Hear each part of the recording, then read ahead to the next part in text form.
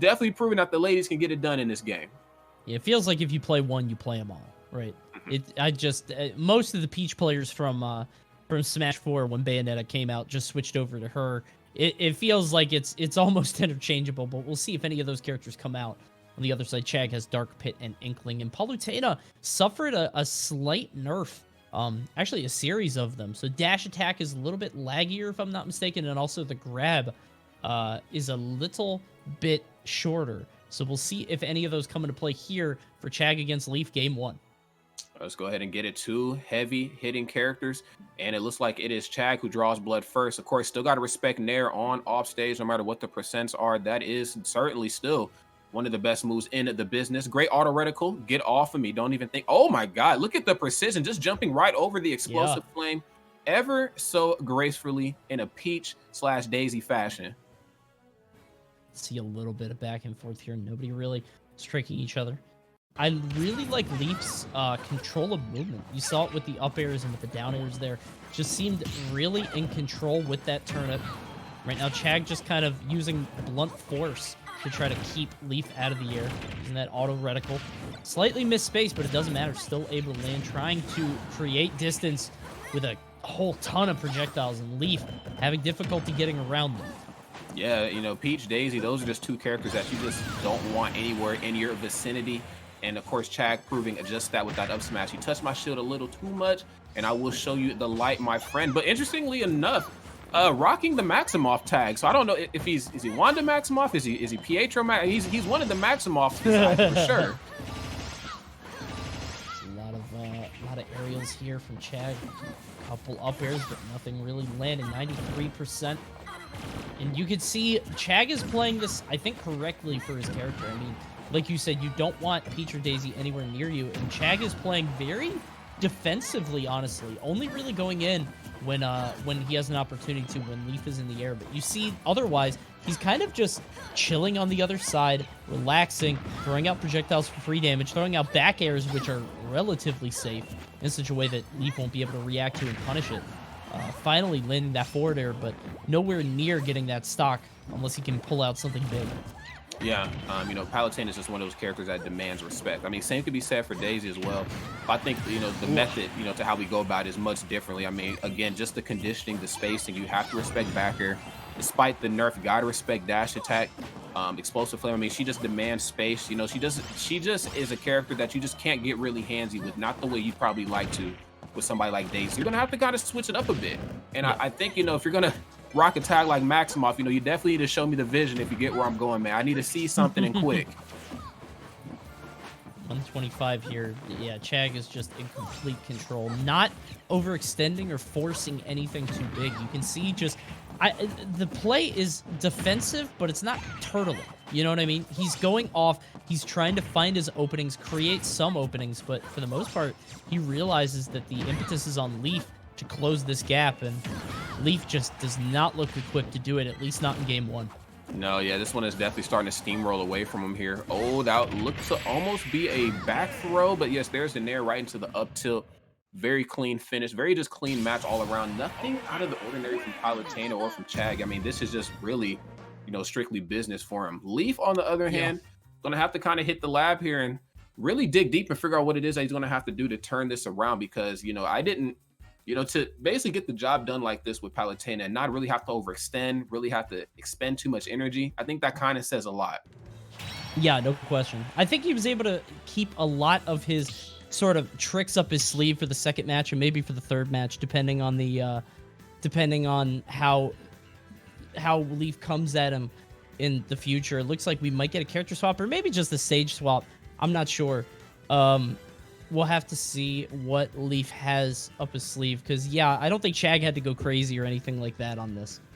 He just had to do what he had to do and not force anything. He didn't have to burst his way in on Leaf's defense or anything like that. Yeah. You know, I mean, this could be a moment to, you know, really get everything in row for yourself and just see, or maybe a character switch. I was going to say, I didn't think Bayonetta was going to be the character. But I mean, I would imagine that both of these two players have a pretty extensive history with either playing Bayonetta or fighting against her. So even though she is vastly different in this game, you know, I still think that her moves do what they need to do, put on damage. Now, in terms of KOing, that's a whole different story right there, because unfortunately, this is a game of stocks. We're going to Bayonetta on the second game for Battlefield here. Platforms might be able to help him out a little bit, just because he might have more areas for entry. He might be able to extend hits a little bit more if he can get them, and Chag can't reset quite as much. But then again, I mean, we know Palutena, we know the vertical combos, the up airs, the sort of way that she can chain neutral airs together can be tough for Leaf here. Right now, seems to be doing a lot better early on, at least. Oh, yeah. Yeah, keeping this gap very close. And these are two characters I think really benefit from stages like this, you know, where you can extend combos. But really more in Bayonetta's case, being able to just evade some of the out-of-shield options that Palutena brings. You know, I'm not exactly sure the frame data on there, but, you know, just when I see Afterburner Kick come out, you know, that's a move that's really hard to pinpoint when you want to punish it. But I do think that Palutena might be well equipped for that.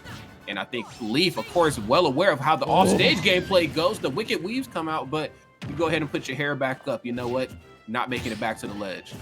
You could see just going all the way out there using every recovery option, and we've got more and more damage coming out. 25, 32, 41, 47, 55, 65, 70. That should be the end of the combo, and that's one of the things that can happen when you fight against Bayonetta. It feels like one opening just extends into so many more. You could just get touched up to 80 for one mistake, which could be absolutely huge damage, not just on the board, but also to your mental. Oh, straight up. And I think that's, you know, something a little out of character for Palutena players just in general, because, you know, Palutenas, they don't really overextend too much. You know, they kind of stay to themselves. You know, they're kind of like that kid at lunch that just eats by themselves every day. You know, they don't really do anything unless provoked. They know how to beat you because they've just been watching you move around in a neutral forever. But, you know, here, though, I mean, literally one false move and Bayonetta can take you from one end of the stage to the other, you know, and despite what people say about her KO power, Leaf looks to be doing very fine here, making it very difficult for Chag to kind of pinpoint the movements. There's an F smash, and now it's back in the ball court of Chag.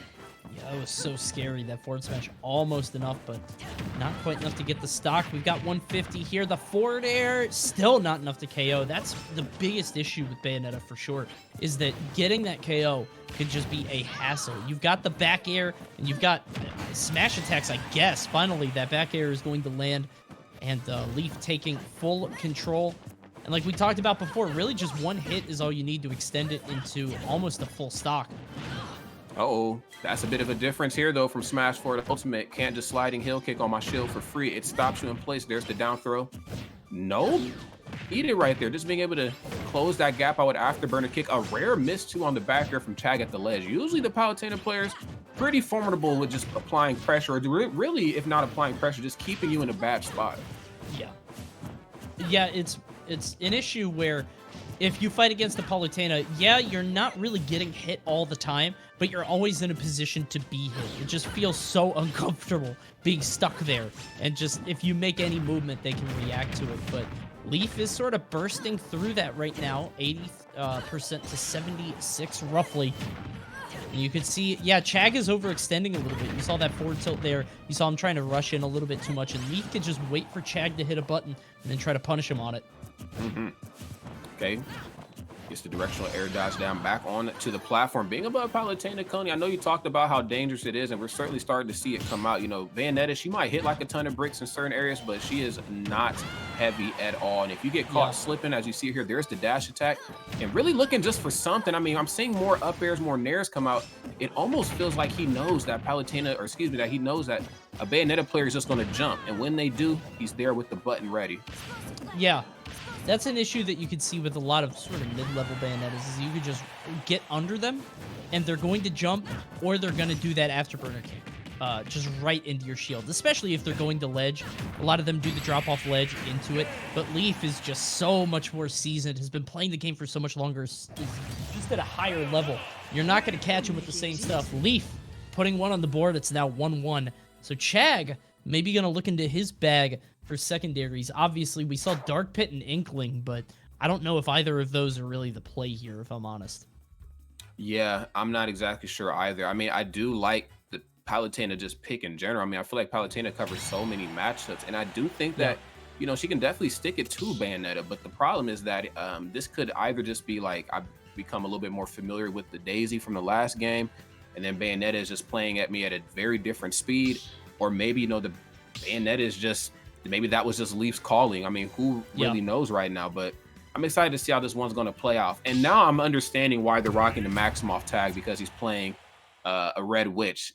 Guess she has the red costume in the witch with no memory. That's right. That is. Gotcha. I'm starting to connect the tissue right here between Nintendo and Disney. Got it.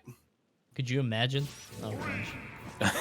I don't want that just because I don't want Sora. Please, keep that away from me. Town and City is the next choice.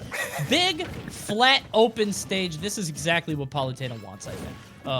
Just this creates more and more distance for Leaf to have to cover. You can see Chag already running to the other side of the stage, shooting out that projectile, the auto reticle, trying to keep Leaf at bay and doing an excellent job of it so far. But that bat with it is going to get Leaf under Chag, able to rack up 35. That's right. Taking some percent, but not as much as he would probably have liked to Leaf to take there. There's the forward tilt. No platforms here, so now the matchup gets a little crazier. There's Witch time, but what's it going to be, though?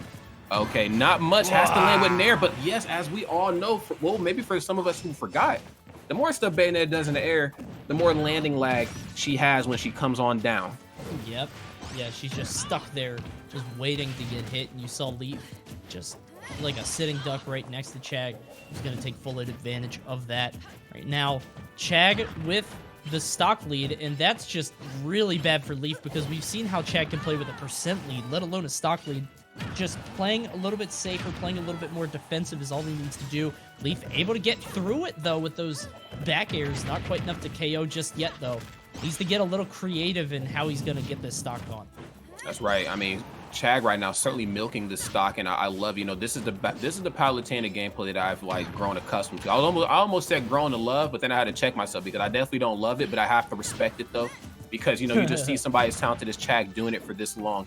You can't really do much but to tip your hat. But as you see right now, Chag, the corner control, the pressure, just allowing Leaf to press a button first. And of course, in this case, allowing him to press the wrong buttons here on Town and City. Great stuff catching him in the air, and he has a very dominant lead. Yeah, I think it's the stage and also the play style. I mean, Chag is really playing the Chag strengths here. This is what they should have been doing on that second game entirely. But I think it's tougher on Battlefield in sort of a smaller sort of play area with just such a tight war zone that it can be really tough to really create that space to shoot out the projectiles to stop your opponent from getting in. And here, Leaf just has to cover so much more ground. Chag is happy to cover, throw out projectiles, get free damage, and get a 3-stock with that back air. Leaf just sort of looking like there are no answers there on Town and City. Yeah, and I think you kind of called it right when the match starts. Just, of course, being able to get so much distance. Yes, Bayonetta is blessed with some great movement options, but, you have to figure out how these projectiles move in accordance to where Palutena is, and, of course, the 3-platform layout.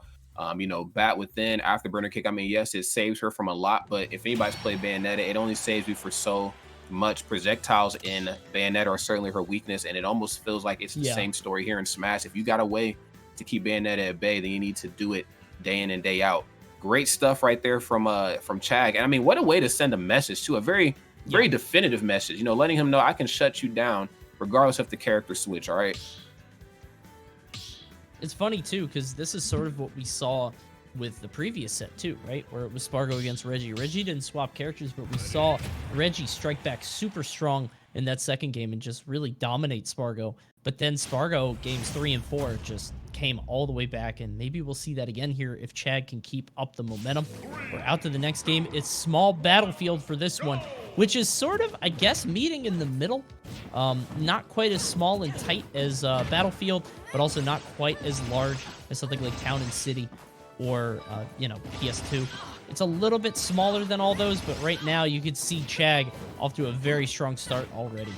Yeah, and having to expend an aerial option like afterburner kick to get out of harm's way. A lot of respect being shown right there. Bat within calls the bluff. Great stuff. And then, wow, my goodness, catching the sliding hill kick, understanding where he's going to be at all points in time. I love that precision right there. I mean, I know we get on Palutenas a lot for just seeming like they're tossing out projectiles and not really understanding the method to the madness, but trust me, if there's a will, there's a way, and every explosive flame, every auto reticle was certainly well thought out, moves in advance. Oh my god, that up air barely caught Leaf. You saw Leaf trying to get around it, but the very tip of that wing was going to land against Leaf. And Chag going up a stock, trying to start off a combo with these neutralers. He's going to pay for it with these afterburner kicks. Doesn't get as much damage as he wanted, I think. I think Chag had good SDI to be able to sort of get out of that one. Right now, doing a good job of getting on as much free damage as he can with these back airs, pushing Leaf to the ledge, eventually giving up stage control. Let's see how Leaf converts.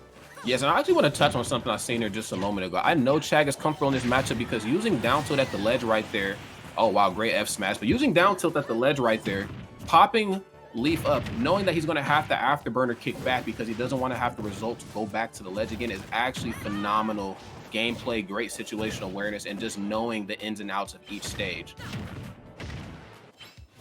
See more and more damage racking up for Leaf.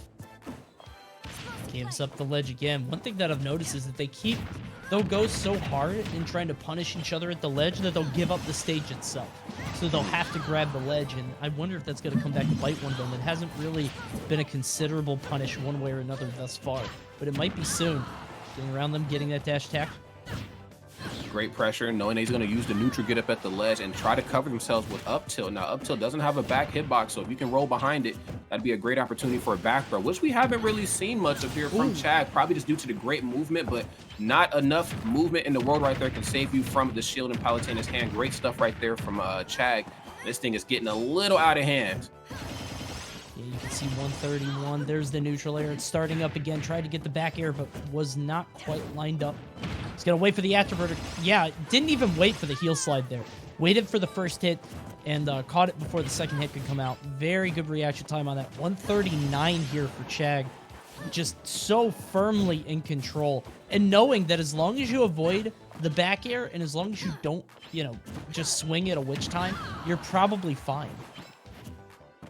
Yeah, and I think to play Palutena at a level like this is relatively easy. I mean, I don't want to say I know what's going on in Chag's head. That's probably more Leaf's realm of gameplay right there since he's rocking the Maximoff tag, but I just feel like, Palutena is just not a character that's going to give you a lot. You know what Palutena can do. You know it's going to be done.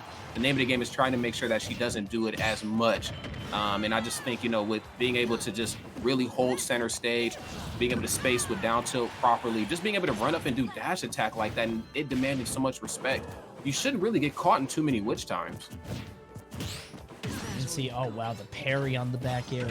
There's so much damage. There it is again, the neutral air into the up tilt. How they finished the third game as well. And that'll do it. Chag going up 3-1 over Leaf. And again, it's the same story as what we saw with Spargo against Reggie just a little bit earlier, where it seemed like one player was firmly in control, the other player came out swinging on the second game, and then just sort of ran out of steam.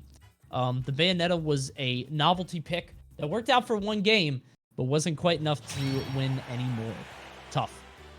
Yes, very. I think, once you get 3 stats, the game plan of I played one character, didn't work.